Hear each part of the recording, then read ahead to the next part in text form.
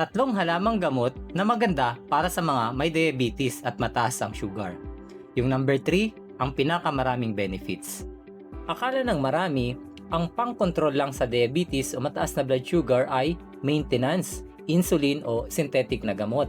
Kaya maraming tao kapag narinig ang diabetes, ang nasa isip agad, gamot habang buhay. Pero hindi alam ng marami, may mga halamang gamot na ginagamit noon pa sa natural healing para makatulong sa pagpapaganda ng blood sugar. May mga halaman na nakakatulong sa cravings. May mga halaman na nakakatulong sa metabolism. May mga halaman na nakakatulong sa paggamit ng katawan ng sugar bilang energy. At kapag pinagsama ito sa tamang pagkain, galaw, tulog at disiplina, mas natutulungan ang katawan. Ang delikado kapag gamot lang ang inaasahan mo, hindi mo natutulungan ang katawan mo sa ibang paraan. May mga gamot sa diabetes na pwede magdulot ng pananakit ng tiyan, pagtatae, pagsusuka, o stomach discomfort sa ibang tao. May mga gamot din na kapag matagal lang ginagamit, pwedeng makaapekto sa vitamin B12 level ng katawan. Sa insulin naman, maraming tao ang kailangan talaga nito. Pero may mga posibleng epekto rin tulad ng biglang pagbagsak ng sugar, panginginig, pagpapawis, pagkahilo, matinding pagkagutom, at weight gain sa ibang tao. Kaya kung ang strategy mo ay gamot lang, pero hindi mo ina-address ang pagkain, cravings, lifestyle at natural support, pwedeng paikot-ikot lang ang problema. Bababa ang sugar kapag may gamot, pero kapag nakalimot, tumigil o bumalik sa dating lifestyle, tataas na naman. At kapag laging mataas ang sugar, doon nagsisimula ang mas malalaking problema. Panlalabo ng mata, pamamanhid ng paa, kidney damage, stroke at sakit sa puso. May kilala ka ba o baka ikaw mismo ito? Ilang taon ka nang nagme-maintenance pero hanggat ngayon, mataas pa rin ang sugar. Kapag umiinom ka ng gamot, bumababa. Pero kapag nakalimutan mo, bumabalik ulit. Kapag kumain ka ng kanin, tinapay, cake, soft drinks, milk tea, o matatamis, biglang taas na naman. Minsan, ihi ka ng ihi sa gabi. Lagi kang nauuhaw. Madali kang mapagod. Antok na antok kapag katapos kumain. Parang lagi kang gutom. Lumalabo ang paningin, may sugat na ang tagal gumaling, o may pamamanhid sa paa. Kung ganito ang nangyayari, baka hindi lang gamot ang dapat mong isipin. Baka kailangan mo ring suportahan ang katawan mo sa natural na paraan.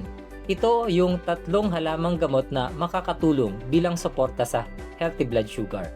Una, isang spice na halos lahat ng Pilipino kilala. Madalas nasa tinapay, kape, pagkain at desserts. Pero ayon sa ilang pag-aaral, ang cinnamon ay pwedeng makatulong sa pagpapaganda ng blood sugar level, lalo na kapag sinamahan ng tamang pagkain at healthy lifestyle. May natural compounds ito na tumutulong sa katawan na mas maayos gamitin ang sugar bilang energy. Kaya interesting ito para sa mga taong mataas ang sugar o hirap kontrolin ang cravings. Ang halamang gamot na ito ay cinnamon. Pangalawa, isang halamang kilala rin sa Pilipinas.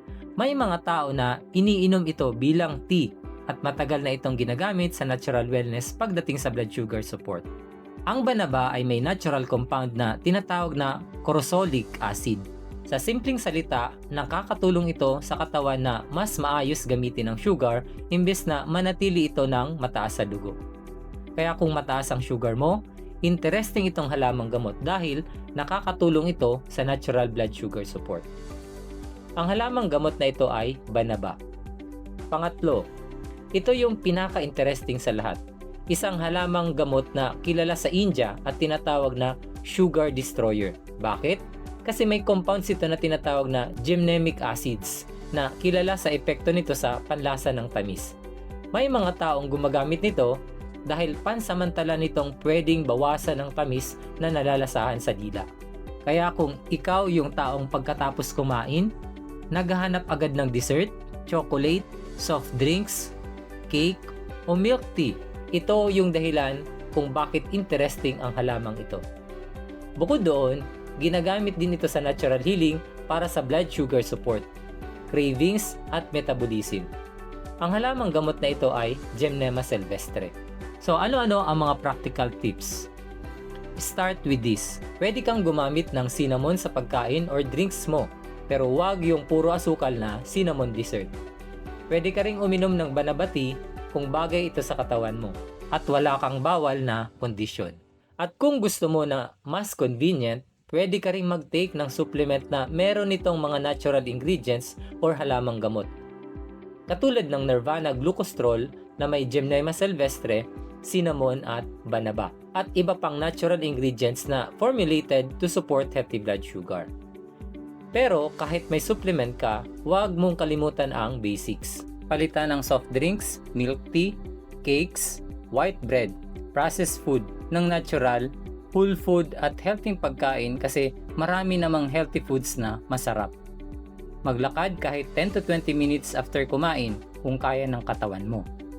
Bantayan ang tulog, stress at cravings kasi ang goal, hindi lang pababain ang sugar today.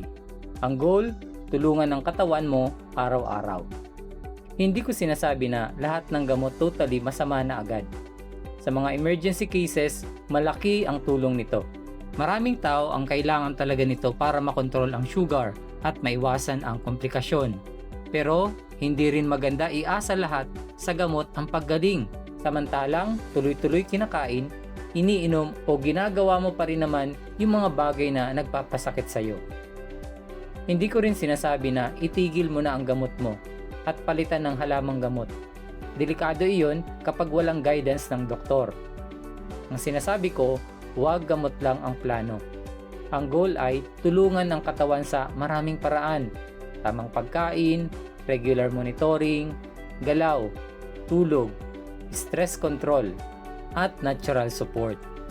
Ang cinnamon, banaba, at Gymnema sylvestre ay hindi magic cure, pero pwede silang maging support sa mas maayos na blood sugar management kapag tama ang gamit at may guidance. May kilala ka bang diabetic or mataas ang sugar? I-share mo itong video na ito. Baka makatulong ito para malaman niya na may mga natural support na pwede niyang itanong sa doktor.